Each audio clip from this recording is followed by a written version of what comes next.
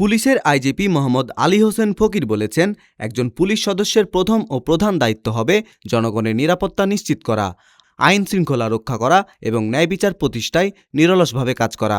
আজ বাংলাদেশ পুলিশ একাডেমিতে ৪১তম ক্যাডেট ব্যাচের শিক্ষানবিশ সাব ইন্সপেক্টরদের মৌলিক প্রশিক্ষণ সমাপনী কুচকাওয়াজ অনুষ্ঠানে প্রধান অতিথির বক্তব্যে তিনি একথা বলেন। একজন পুলিশ সদস্য হিসাবে তোমাদের প্রথম এবং প্রধান দায়িত্ব হবে জনগণের নিরাপত্তা নিশ্চিত করা, আইন শৃঙ্খলা রক্ষা করা, ন্যায় বিচার প্রতিষ্ঠা করা। মনে রাখতে হবে, জনগণের আস্থা ও ভালোবাসাই হলো মানুষের সবচেয়ে বড় শক্তি। প্রশিক্ষণপ্রাপ্ত পুলিশ কর্মকর্তাদের উদ্দেশ্যে আইজিপি বলেন, তোমরা আজ শুধু একটি চাকরিতে যোগ দিচ্ছ না, বরং একটি মহান সেবামূলক পেশায় আত্মনিয়োগ করছো, যে পেশার মূল মন্ত্র হলো সেবাই ধর্ম। মানুষের পাশে দাঁড়ানো, তাদের বিপদে সহায়তা করা এবং ন্যায় প্রতিষ্ঠা করার মূল্যবোধ ধারণ করেই তোমাদের এগিয়ে যেতে হবে। আমি আশা করি তোমরা তোমাদের দায়িত্ব পালনে সর্বদা পেশাদারিত্ব, শৃঙ্খলা এবং দেশপ্রেমের উজ্জ্বল দৃষ্টান্ত স্থাপন করবে এবং বাংলাদেশ পুলিশের সুনাম অক্ষুণ্ণ রাখবে। প্রিয় ক্যাডেট বিন্দু, তোমরা আজ শুধু একটি চাকরিতে যোগ দিচ্ছ না, বরং একটি মহান সেবামূলক পেশায় আত্মনিয়োগ করছো।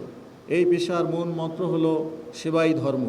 মানুষের পাশে দাঁড়ানো, বিপদে আপদে সহায়তা করা, ন্যায় বিচার প্রতিষ্ঠা করা, এই মূল্যবোধ ধারণ করিয়েই এগিয়ে যেতে হবে।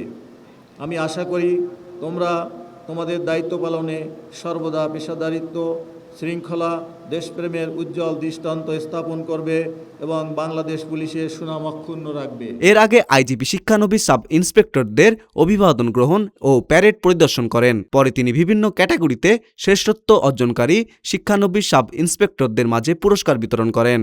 উল্লেখ্য, ২০৯ জন শিক্ষানবিশ সাব ইন্সপেক্টর এবারের প্যারেডে অংশ নেন। তাদের মধ্যে ৫ জন নারী সদস্য রয়েছেন।